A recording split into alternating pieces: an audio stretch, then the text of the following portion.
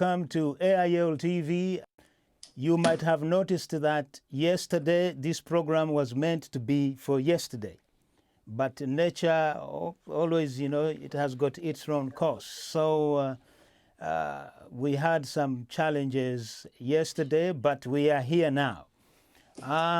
As always, we have got a very, very interesting program, and actually this, I might call it a double bill, because we are going to talk to two elections, Africa and America. As you can see, although I'm playing images of Biden and Trump, because everybody is gripped on that election. American, when America coughs, everybody, or do they say when America sneezes, everybody trembles, or something like that? Yes. Right. So, for today, or tonight actually, I have got David Otto from Stepped In, Stepped Out, or in short, we call it CISO. He's going to be talking, he's going to be analyzing these elections, because you can see, although I'm taking a little bit longer, I am excited just for one thing. If in history, America is going to have a female vice president, and not only that, is going to come from ethnic minorities. Right. So David, I just want you to hand over to your guests and also to our viewers. Tell us what you have today for us. And here we go. Yes. Thank you, Mr. Joseph. Thank you, African in London Television, for hosting this platform. First of all, we want to apologize that we couldn't have this session yesterday, as always, because of some technical issues, but also because we thought that today could have been a day where we would have gotten results from the U.S. Presidential election, which is ongoing. But as you all know, those of you who are following this program, following the ongoing U.S. elections, it's still ongoing. We still don't know who is going to be the president, although the House of Senate President Nancy Pelosi has just made a declaration that Joe Biden is the president-elect. But it's still early to call, so we'll come back to that. The reason again for holding this program today principally is to again look at what is happening in Africa. Africa is what really concerns all of us on this program. We want to make sure that we can evaluate and brainstorm, bring experts on board and talk about issues that impact on Africa's security. And of course, the US election.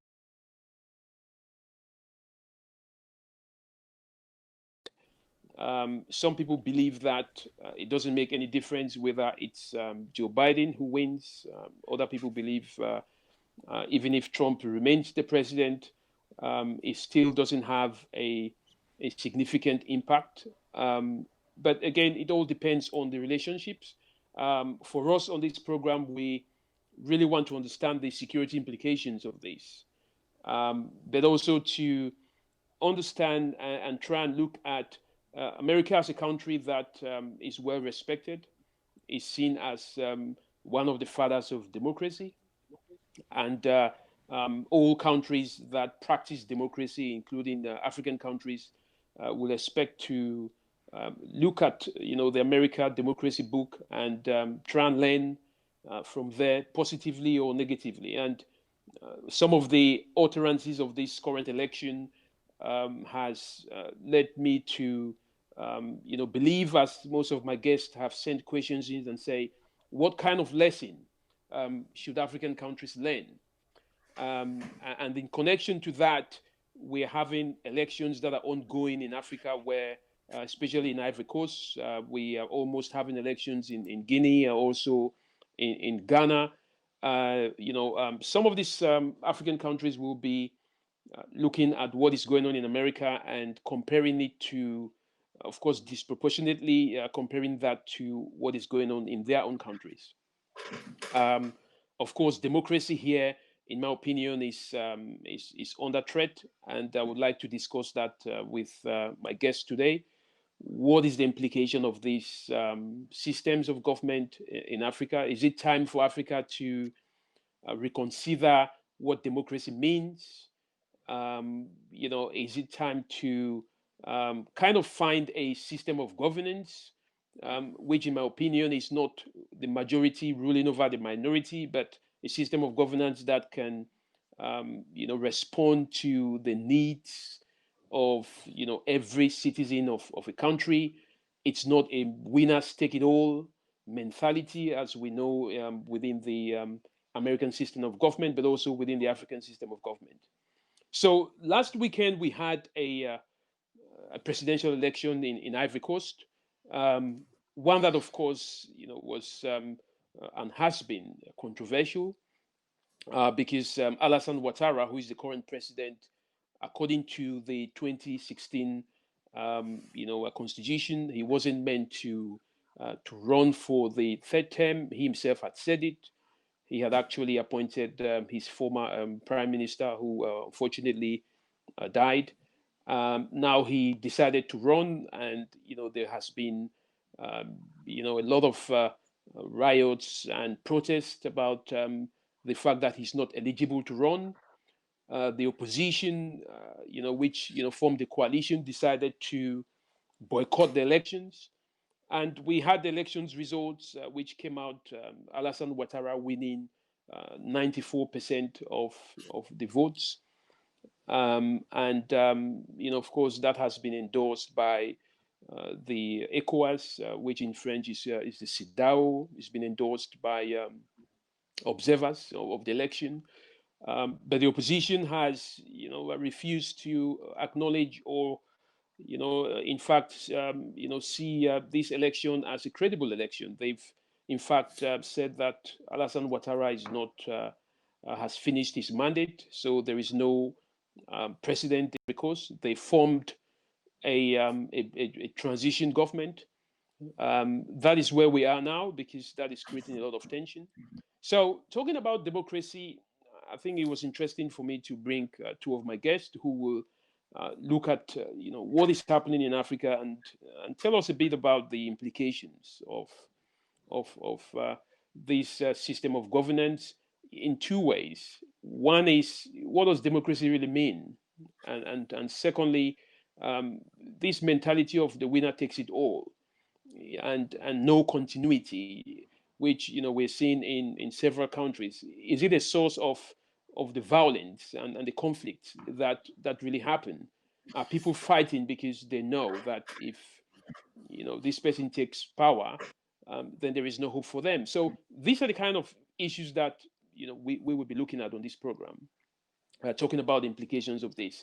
So let me welcome my guest, Christopher Samuel, who is a counterintelligence and counter terrorism specialist and analyst. He's been throughout Africa, especially in the Lake Chad Basin, looks at issues of building intelligence network, but also has a very deep understanding of political and security implications, and how that sometimes drives people to from civil to violent protest. And then again, I have with me today one of my usual guests that has been very consistent on this program as well, Mr. Alex Akoman, who is a certified anti-terrorism specialist, focuses on Africa security, but looks at global issues. So, welcome, gentlemen. Mr. Alex, for me, because this program is about Africa, it's always important to talk about Africa first, because that's where our priority is. Of course, the elections in the US are quite important, but our hearts and minds are in Africa. And the question to you, is to get our guests to understand what is the implication. So when people are looking at the elections that are going on in America now, and they see the incumbent president Donald Trump saying that The elections have been a fraud. There's been a fraud, cheating, malpractices, and he's taking this to court. He said, and he's actually done that. We don't know the outcome of that and if that is going to really happen. Now, with what is going on in Ivory Coast, where the opposition is crying foul and saying that the president Alassane Ouattara shouldn't have been running in the first place, and therefore the elections are inadmissible. They think that they shouldn't be it shouldn't be considered. What are your what do you see as a lesson? Do you see African presidents thinking, oh wow, this is an opportunity for us to continue to do what we like? Right, David, thank you very much. And thank you very much, all the panelists, and also those who are watching us across the globe. Democracy, again, is obviously adapted to each country. And before we have this notion of democracy, in his book, Nelson Mandela made it clear, and this is something which is known across Africa, in his book, Long Work to Freedom. In Africa, the rulers always have a college of lawyers and advisors. And always the purpose is to ensure that the needs of the community is looked at and everybody benefit. And you can see through through different kingdoms across Africa.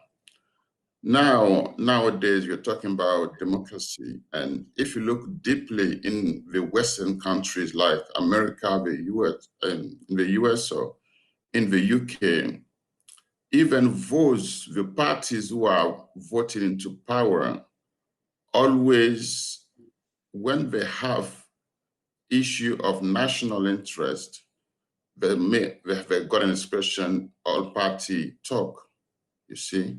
So all parties within the country always get together when it comes to national issues. And even though some are in power, they seek the input, the advice, the thoughts of the opposition party, and then they make decisions together for the benefits, for the interests of the people.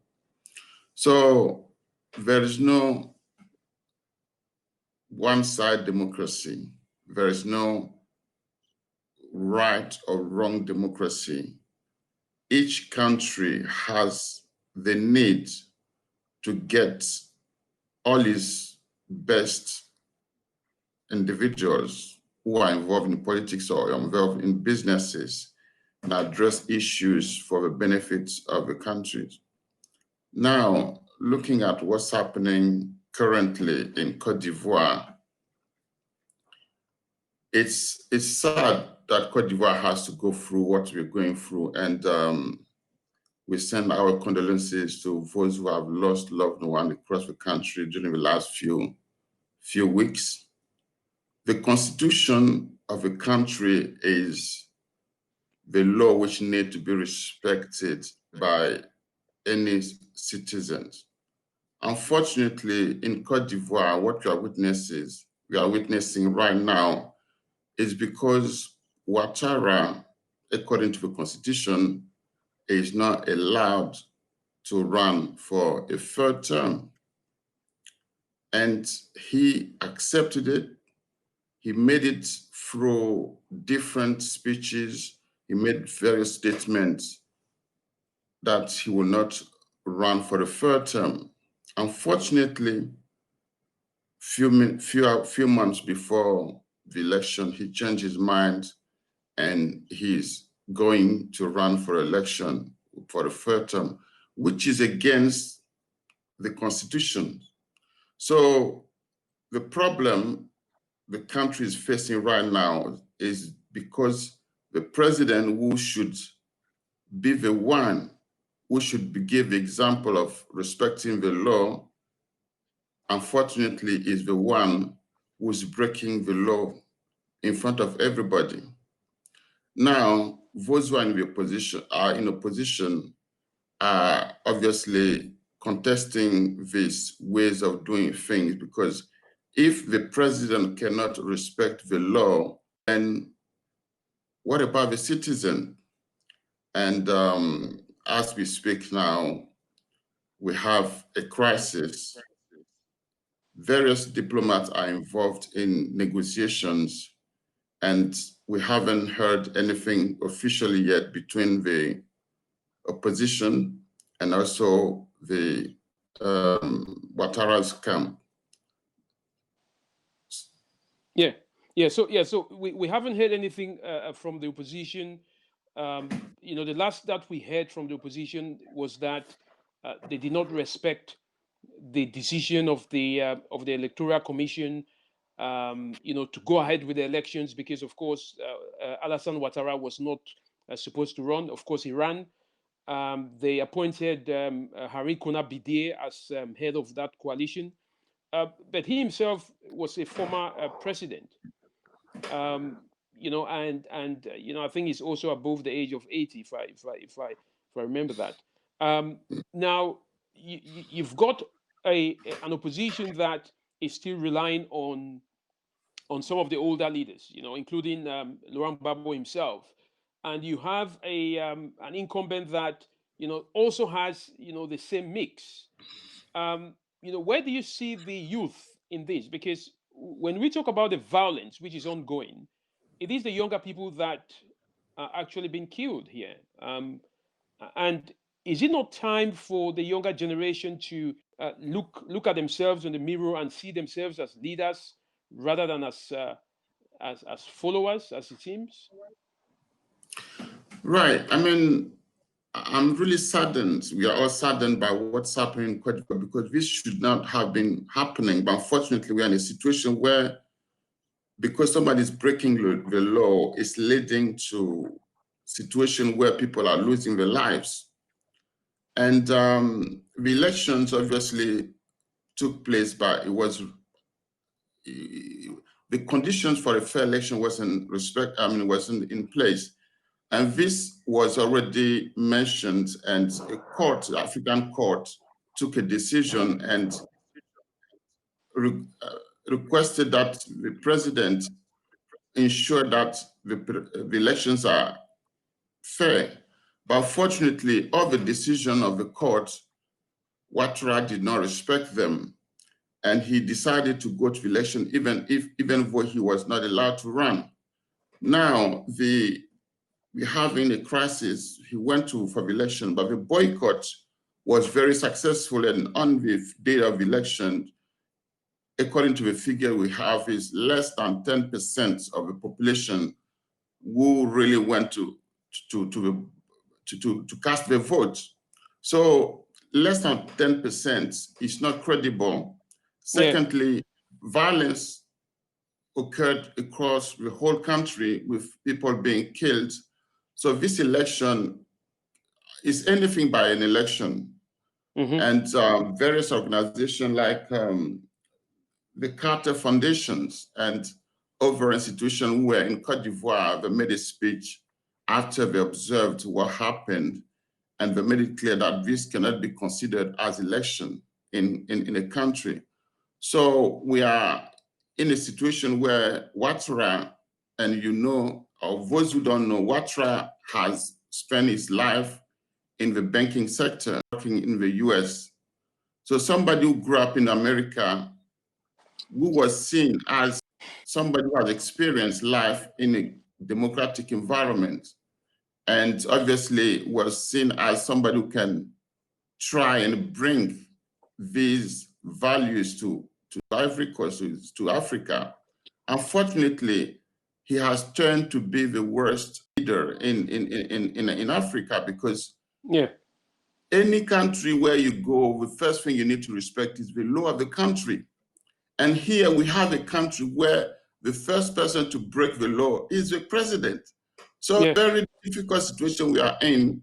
And he obviously, because he has the resources, they have armed some militia people who are using arms as well as machetes, and we're attacking people who are protesting. And unfortunately, it's creating misery where we should not have been witnessing this, because Ivory Coast have all major resources, and it just need to be managed properly so that the country will be moving forward. Unfortunately, we have people in power, and what we are doing is not helping the country to move forward. Unfortunately, we are stuck, and we don't know when these things will end.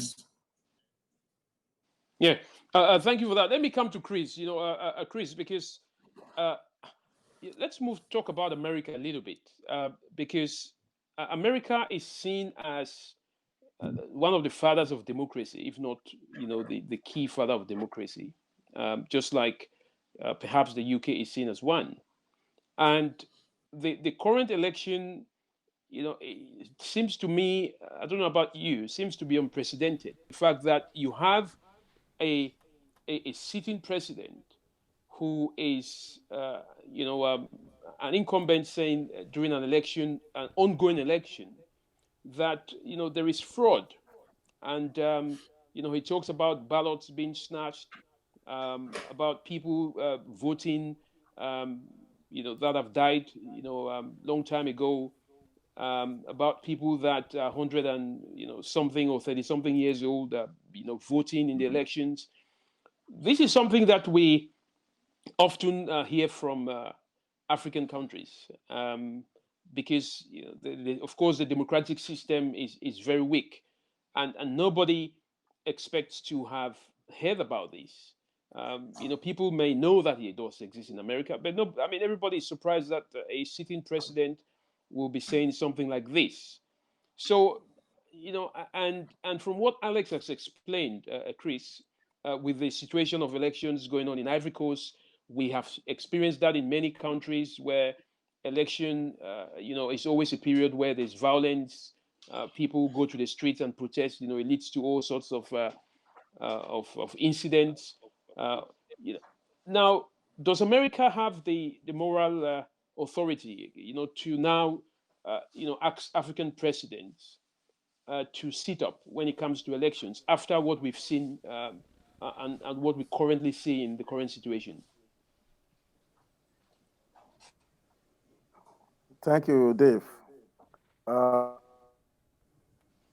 The usual election, I mean, this year, but it's not something new. It's not something that, I don't think it's something that came as a shock. Knowing the caliber, knowing the nature of the person, the current president that we have in office. Wow. I can say, honestly, that Donald Trump have trusted the dagger through everything that American, democracy system represent to the world. American democracy is being seen as a model democracy, knowing fully well that this concept of maybe democracy was sold to them by the French, and they were able to adapt it and model it to have it so that they can have a true representation for their people. I mean, talking about fraud within the American democracy is well. I need to clarify that there have not been any substantial evidence to show that there is a malpractice or maybe any or fraud whatsoever is taking place. Donald Trump in this election has shot himself on the foot, because what has happened is that with the COVID shaped the dynamic of everything. I mean, we are conducting a discussion via Zoom. Usually now, without the COVID, maybe all of us will have been in the studio together. So when we were talking about conducting the election in America, there were suggestions that election is to be conducted in a way that is going to be safe for everybody to participate. Donald Trump doesn't believe in that, because he know that the Republican generally they like the fanfare that is associated with, like, maybe coming out to vote on that same day. But that doesn't apply generally to, like, maybe most people that support the Democrats. The Democrats, they always galvanize their support for, like, maybe the ethnic minority, or Latino Americans, and just across the board. But more often than not, most of the people that also support the Democrats, like people of low income, they can afford to maybe take time off to go and vote. Most of the people that support the Republican are always like the well-to-do, the rural area people, the farmers. So they could afford to just leave a day out to go and queue and vote for the Republican. So when they were trying to maybe look for a safer way in which this election can be conducted, Donald Trump was the one that frowned against the idea of the voting by the May voting. But it's just unfortunate, or fortunate for maybe the Democrats that most of their supporters adopted that. Not only adopted that, they adopted all the available means that is there for them to participate in the general election. But Donald Trump, on the other hand, discouraged his people from using the other alternative that is there for them. So you can now tell that there is concept that we are told that you don't put your eggs in one basket. There's a reason for that. Yeah. Because he has chosen to put his egg in one basket. Now he has run out of options. So the next thing that you can do is to discredit the entire process. It doesn't speak well for the America as a country, because like I said earlier, people look to America as a model system that works for 100 years, that have provided true representation for their people. You understand? So if this is ongoing now, I believe that along the line, the moral standing for America has been tarnished in a way. So if Biden comes into power, he has a big job on his hand, because that image needs to be repaired. Because I believe that maybe Mugabe, the Saddam Hussein, and Gaddafi, they will be turning in their graves or laughing in their graves if they could. With what Donald Trump has done to American democracy. Donald Trump has brought American democracy to the low end. And I think it's gonna take maybe a big effort to be able to repair that. Yeah, thank you for that. I mean, currently, when you look at of course, again, as we said, there is yet no winner. We can see that Joe Biden is still on 253, electoral college votes, and Trump is on 214. So, and a couple of states are remaining to go forward. I mean, some statistics are putting it at 264. If you the electoral college system, first of all, I mean, two questions. A lot of people are saying that why not just have a system where it's the majority votes that that count. Of course, maybe you'd explain that more. Because if somebody wins a particular state, for example, California with 55 electoral college, then that individual wins the entire electoral college votes. That is a bit confusing for a lot of people. Then coming back to some of the complaints that we've seen that Donald Trump has raised about fraud. Now, we know that one of the reasons why these votes are coming in quite slowly is because the Democrats were more proactive in asking people to vote through the mail voting system, which of course Donald Trump was actively telling his supporters not to do that, and that was also linked very much to the COVID-19, where most people thought, other than taking the risk to go to the polling stations, it's a lot more safer for them to vote using that mail-in system. So more of the Democrats, have used that system. But some people are also arguing that, a lot of the elites or the working class people prefer to use the mail-in system, and there is a shallow argument there that the mail-in system has been used by the educated, while the face-to-face or the traditional system of voting has been used by people who are much more conservative, who want to make sure that they put their votes in. Now, so to the first question, how do you really explain this, this electoral college system, and why are we not doing the same in Africa? I mean, do you think it's something, personally, I don't like it, but what do you think about that? I like it, Mr. Dave. When the founding fathers, when they conceived the idea of democracy in America, when the idea was brought there to the shore of America and they embraced it, what they did was that they modeled in a way that the people of United States, all the Commonwealth of United States, will have true representations. You understand? Yeah. So the way they do that is that they make sure that, let me give you one example. At the last election that the Donald Trump won, Hillary Clinton won the majority vote.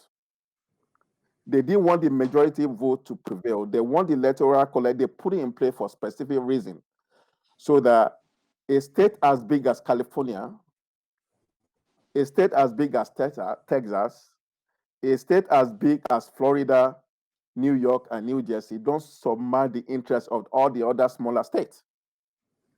So they don't want the situation where winner takes all, general election, the popular vote goes, and then development is concentrated in the big states at the expense of the other smaller states. So you see what is at play at this election now. It shows why the system is so noble and then why people should embrace it more. Because at this last minute now, you can tell that Maine, that has the smallest vote of 3 electoral college, if the race becomes so tight, can actually determine who goes to the White House. So it's the reason why it was put there is for this is for true representation to be able to take place, so that smaller states can feel the development that is taking place also proportion to their size, as the same that is taking place in California. That's the reason why it was put in place. Yeah, and yes, that is well explained. Yeah, so now, how do you, from your own analysis of the situation, why do you think the votes have been coming in such a way that it's giving the president to say there is fraud? I mean, is it the same explanation that I gave to you in terms of these mail-in votes? Because after that, I think Mr. Joseph has a question. Yeah, go ahead, Chris. The vote, it was not like the supporters of the Democrats embraced them more. They just happen to embrace them more because they believe it's safer for them at this period, at this pandemic period. That the most majority of them believe that it's a safer way for them to vote.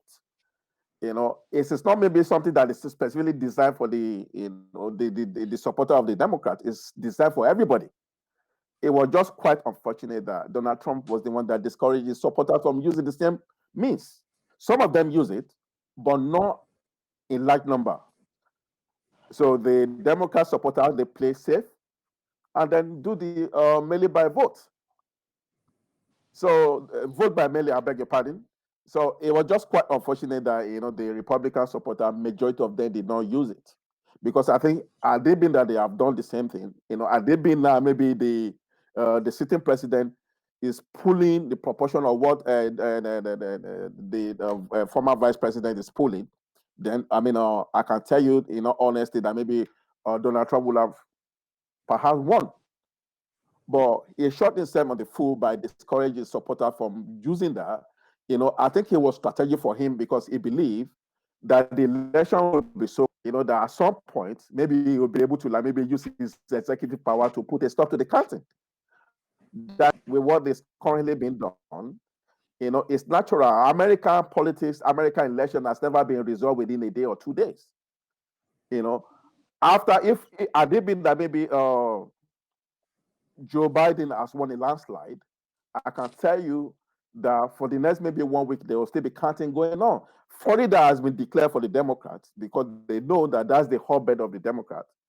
But they are still counting. Counting is still going on. The amount of vote that has been declared there was almost about 75 at the last time that I watched today.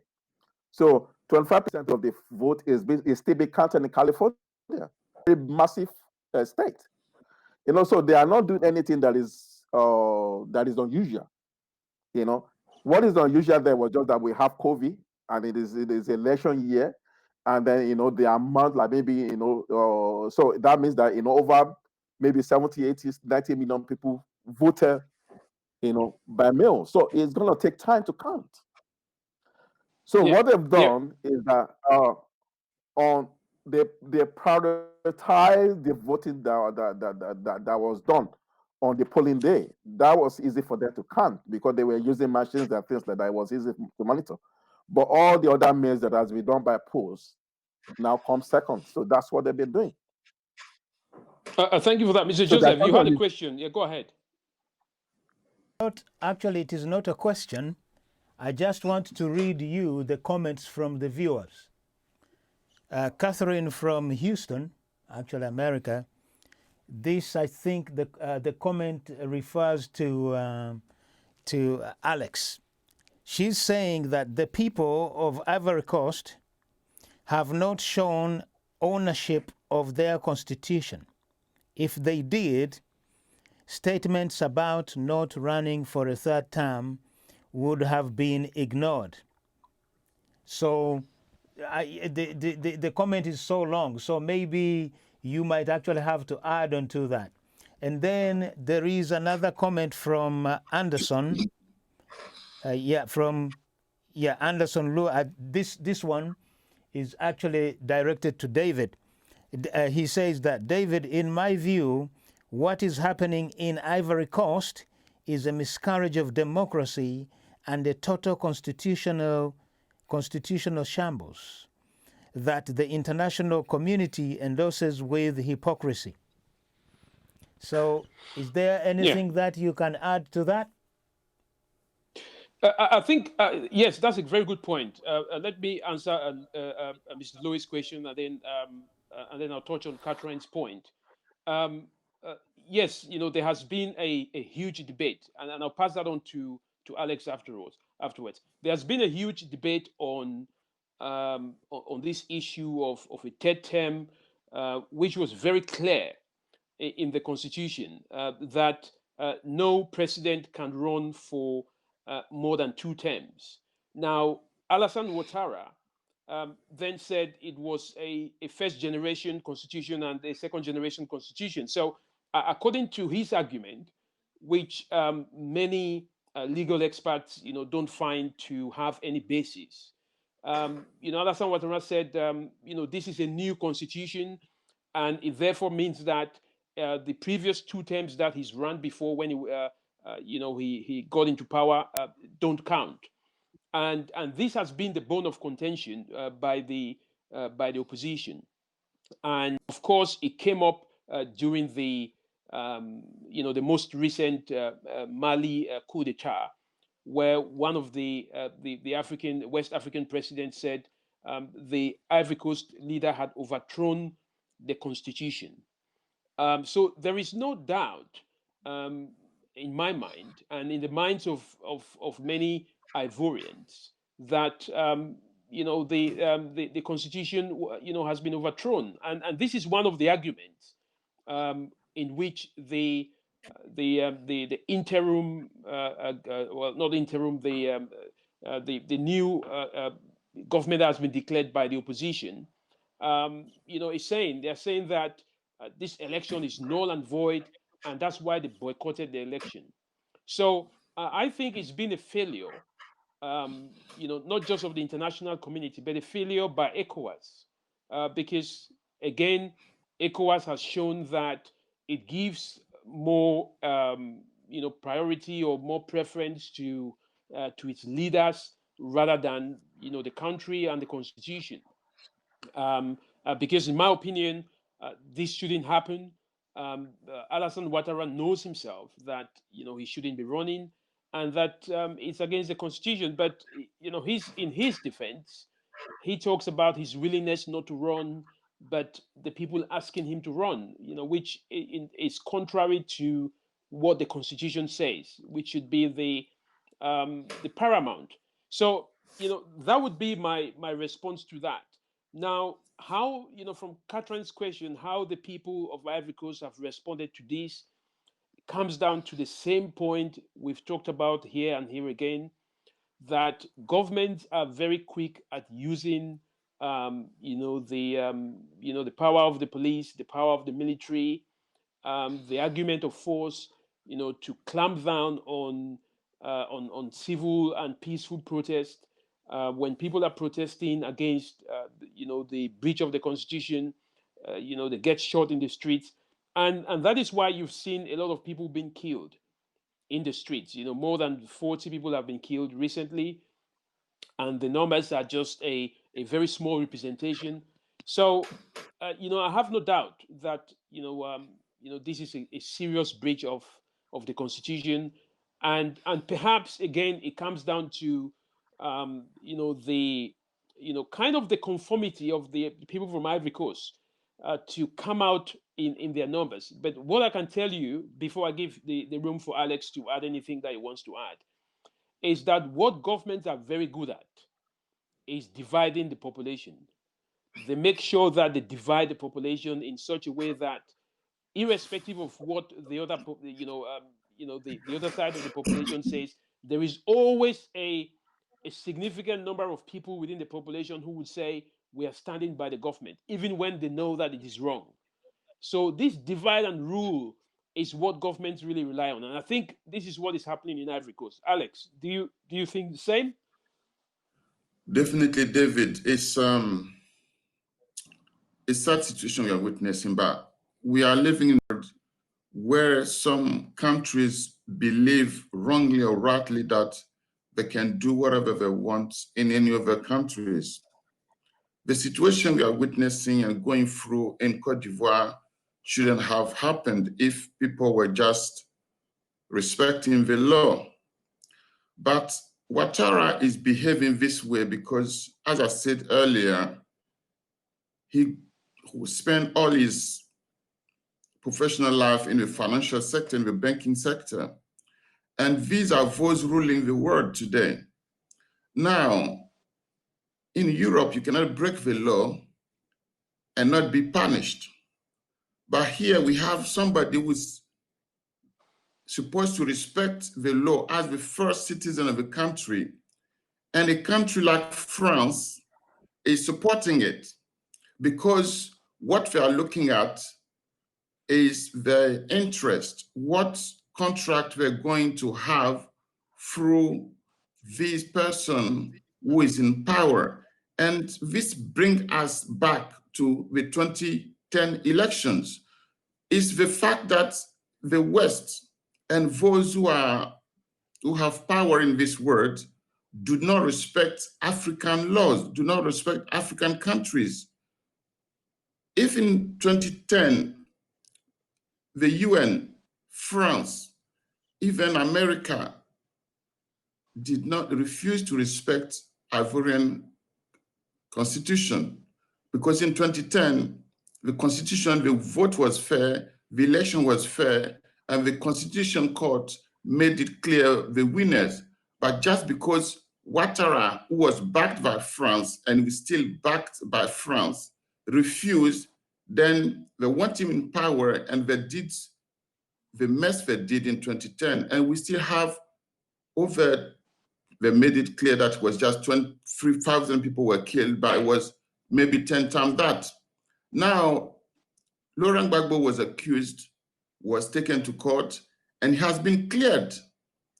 Now, the second, because it was two-party fighting, so Gbagbo's side has been in court and has been cleared. So Ouattara's part, if there's a legal system which is fair, especially the International Court of Justice, should now address this issue with the other part from Ouattara. They haven't done that. Ivorians have died. No one has been found guilty yet. And in 2020, just a few years down the line, the same people are refusing to respect the law of the Ivory Coast, and they're backing him. Yeah. They're backing him, asking the opposition parties to respect the constitution, to respect the rule of the law. But this is the same issue which is bringing this issue, this problem. Because Ouattara refused to respect the law, that's why the country is at the level it is right now. So I think African leaders should wake up, because when you talk about ECOWAS has failed for the last, I don't know how many years. We had crisis in Ivory Coast, and thanks to the WikiLeaks cable, if people can go online and check, they can see that most of those leaders were they're not acting by the law of the countries. They were acting for their own small interest, because France promised them few things and they'll go by France's way. And it's unfortunate that we are talking about 2020, but people are not acting as they should be acting according to the law. And that's why we're here. The people of country own the country. People of the country, Ivory Coast, own the constitution. I mean, responding to Catherine, the people of the country want the constitution to be respected. That's why they came out in great numbers to boycott the election, because Alassane does not meet the criteria, is not eligible. And it should be clear that if you're not eligible, it's so simple. And this Mr. Ouattara spent his career in America. So look at somebody who spent his career in America, seen as somebody who's grown up, who's living in America. And now look at his attitude while he's in power, refusing to respect the law. So yeah, but Alex, you know, we have just been talking about the American system not being an ideal system of comparison. You know, because I think what the young people, Africa has a majority of young people under the age of 25. You know, more than 65% in some countries, even over 75%. And then we have a very small minority of, you know, people that are above the age of 70 being in charge of these countries. Now, you know, isn't it the time for the young people to come out en masse and, you know, and take over take over power using a democratic system of you know, voting the young people in power? I mean, look at what happened in America today, where, you know, a record number of people came out and voted, and, you know, more than half of the population that have voted in this election have been the youth. It's never happened in the history of America. Is this something which the young Africans should be listening to? I mean, look at Nigeria, where young people came out of the streets and protested and talked about NSAS. Of course, it's still ongoing, but there was an immediate response from the government. Is this something that Ivorians need to do? Because you said that people came out to protest about on the you know, the breach of the constitution, but we haven't seen the numbers coming out to protest, you know, against the elections. Is it the divide and rule that is breaking these young people down? What I can say is that, first of all, if you look in America, even though they're a democratic country, and you mentioned clearly that those who voted were in mass, young people, but I still have the two presidential candidates in over late 70s. Coming to Africa, we grow in politics through ranks. We progress through ranks. And in any African countries where the system is fair, the youth who are willing to move into politics can progress and get the votes of the counterpart. In Ivory Coast, what is happening, before the elections, the youth were out. The message was clear that this election, and according to the report from the international observers, among them the Carter Foundation, what happened on the 31st in Cote d'Ivoire cannot be considered as an election. Because for an election to take place, there are rules, there are criteria that will be respected. The African courts made decision. The government of Cote d'Ivoire refused, even though Ivory Coast is member of this institution, they refused to respect the decision of the court. So we have today, what you're having in Cote d'Ivoire is a government who is refusing to respect the law of their own country. And as a result, the majority of the population is against that breach of the law by the government. So we're having a standby. As I said earlier, there are some discussion going on. If the opposition is not happy, because people who are breaking the law cannot be allowed to rule the country. If you are ruling a country without law, without respecting the law, what message are you sending to not only for your country, but to the whole world? And it's yes, but Alex, 1 second, because I was just reading a communique that came from the ECOWAS, the ECOWAS Observatory Mission, which is dated the 3rd of November. They acknowledge that there were some violence in certain localities in Ivory Coast, but they say that the elections were satisfactory and acceptable, and you also had the same kind of communique from the United States Embassy in Abidjan, which condemns the violence, but doesn't talk about how fair or unfair the system was. What is your take on that in terms of what you're saying? You see, we're talking about here systems, okay? And those ECOWAS is honestly, it's a shameful organization. ECOWAS has it's a discredited organization.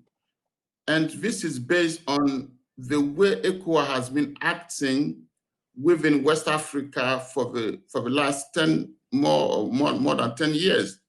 And those who are not believing what I'm saying, they can just go and consult the WikiLeaks cables during the crisis in Ivory Coast, and they can look at over as well. During this crisis, ECOWAS came in, sent a delegation in Cote d'Ivoire, and we are talking about a court decision made by African courts, which has made clear instructions to the government. And the government is refusing to respect that. ECOWAS cannot, as a regional organization, ECOWAS cannot ignore this court decision. And it's honestly, it's shameful that a regional organization cannot respect the rule, the decision of an African court. So by acting this way, they are supporting a government which is not respecting the law of the country.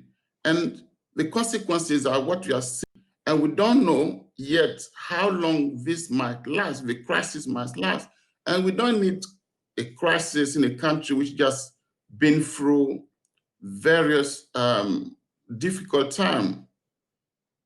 And it's, I think, a time that African leaders rise up and respect the law. We accept it what we put down. Gentlemen, sorry to cut you short. We have got only 5 minutes to end the program. So if you need to do some roundup, that would be good. Yes, thank you very much, Mr. Joseph. Yes, Mr. Chris, let me come to you because I think this is very important in terms of the purpose of this program. So with what we've seen in the U.S., Chris, and what Mr. Alex has explained with what is going on, looking at the whole system of democracy, do you think that Africa should be looking towards, as Mr. Alex put it, kind of, regionalizing or making sure that, we don't copy the same system. I mean, should we be copying the same democratic principles? Because there doesn't seem to be an ideal democracy if what we're seeing in America is a reflection of what democracy should be. So should we be moving away from it, or should we make one that is suitable for itself? Just 2 minutes, Chris. Well, Dave, that's a very, very good. My own opinion or idea, or like maybe having like maybe studying like maybe different term of like maybe democratic systems. If you look at what we have in the UK here, we have parliamentary system of government. But what other tone that is that they refer to that as democracy. That's their own democracy. In America they have the democracy there, but it's something that is molded to their need, to the need of the people. So maybe it's a good question. The time comes into what works for them, what works for the people. It doesn't necessarily mean, because I mean when you're talking about maybe you want to have rethink about democracy, people think that maybe you want to like maybe pursue socialist or communist agenda. No, that's not the case. Is that our own kind of maybe democracy can be redefined on our own terms to actually serve the need of the people. Because it doesn't make any sense when you embrace something that appears as an imported ideas that doesn't have meaning or had any value to you, or that doesn't send the true nature of your agenda or what you want to pursue in that country.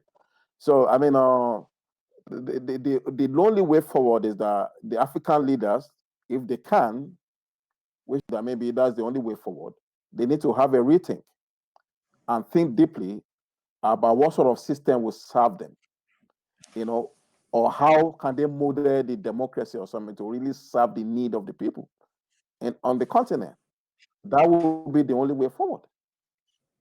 And just one question, Chris, just very quickly to Mr. Alex. Do you think if Trump wins or if Biden, it makes any difference to the foreign policy of Africa? And should African leaders be on their toes watching who wins?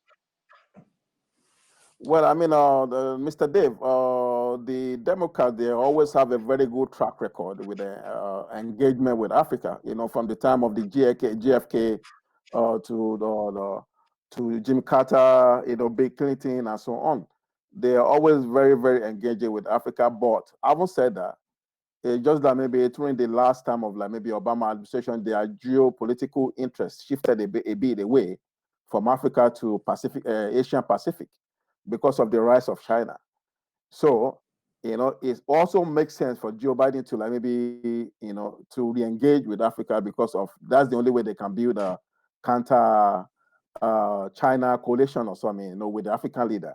And the only way they can do that is through engagement. So it makes sense for Joe Biden, if he wins, to re-engage, and it makes sense for the African leader to re-engage with the Democrat, because they're always, they're always very, very, they're very, very keen on the African affairs. If you look at the past 10 years or even more further than that, most African leaders at one point in their time, they will have visited Africa. And I can tell you from the time of the maybe Nixon administration, I can't see any of the Republican leaders that have visited Africa at all. So, so when you have the like of maybe Joe Biden, a career, the Democrat or something that has been in service for a long time, and then that is willing, I think it should be a good thing for African leader, having the kind of maybe the Joe Biden, the type of that character in the White House, which they can engage and dialogue with. Thank you, Chris. And so it's a good thing for Alex, Africa, let me round up with you on this. President Trump, he called Africa a shithole. This really was the worst of worst that anybody could imagine. When you look at the democratic system in Ivory Coast, do you think that we're the wrong thing from the West? And very, very quickly, what is your prediction on what is going to happen in Ivory Coast? Do you think there will be a settlement, or what do you think? Just about a minute, please. Because we've got Go ahead, Okay. Alex. Yeah. Okay. Thank you very much. First of all, we need to realize that Africa had great leaders throughout generations, throughout the years. We have Mandela, who was one of the greatest, Sankara, Nasser, and so on. Coming back to America, it's true that historically Democrats have good relations with Africa, but the last democratic leader, who was Obama, son of an African, had a policy which did not really favor Africa or did not really help us to move forward. Let me just give you two examples. Obama was behind the overthrow of President Gbagbo in Cote d'Ivoire, who was the one who was elected and, according to the constitution of the country, was the winner. Obama's administration was behind the overthrow of Gaddafi. And everybody knows in Africa how Gaddafi transformed Libya from a very poor country to a country where the living standard was even higher than most countries in the West. Now, African countries were really disappointing because they did not raise any issue and they let foreign invaders and destroy African countries, which is not acceptable. Yeah. Coming back to Cote d'Ivoire, I'm very concerned, and many are concerned, and we hope that Ouattara will understand that ruling is good. He has spent 10 years already in power, and there's a time for us to take over because the rule of the law needs to be respected. Two mandates, and he accepted that in the constitution, and he should accept to respect that so that the country can move forward. The job or whatever work he has done, somebody else can come and carry on with the work. A country's progress cannot be achieved by one leader. It's through generations. Thank you. Thank you very much, Alex Akoman, a certified anti-terrorism specialist. Thank you very much, Chris Samuel, an intelligence analyst and a CT expert. So the message is very clear. We wish whoever wins the elections in America with good luck. Africa needs to ensure that they look at their systems and select a governance structure that befits them, that could lead to development and progress. We shouldn't copy everything that the West copies, and I hope that the experience of what is happening in America is a clear indication that there is no one-size-fits-all system of governance. And we wish that what happens in Ivory Coast, may go well. Practically, I'm not a person of wishes, but let this week be a week of wishes. Thank you very much for the audience for sending all your questions. Thank you very much, Mr. Joseph, and the Africans in London Television for hosting this. We're very grateful, and we will see you next week. Over to you, Mr. Joseph. Okay, thank you guys, and thank you very much. I can see Alex has already left. So it has been a very interesting program, as you know, that we have got only 1 hour and we cannot really discuss much what is going on. But we every Thursday from 6 o'clock, we are here actually bringing you news and current affairs of what is we are really dedicated to discuss Africa, although sometimes we get sucked into American affairs. Yes, we know it. These elections actually probably there is a lesson to learn. For me, what I see, I always say this, that whoever wins in America, I don't see how the lives of Africans will change. I can't see the lives of people, say for example, from Yemen changing. I cannot see the American bases going back to America. I can't see that.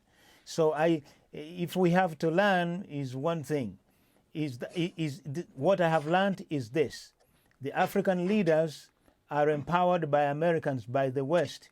So when you see or you hear a president like Trump saying that he's going to sue because he's being defeated, well, you don't expect the guys who are struggling with democracy to do otherwise.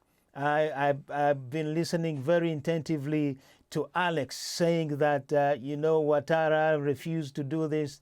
Every African leader is the same. Only in Tanzania, they have managed to understand what term limits are.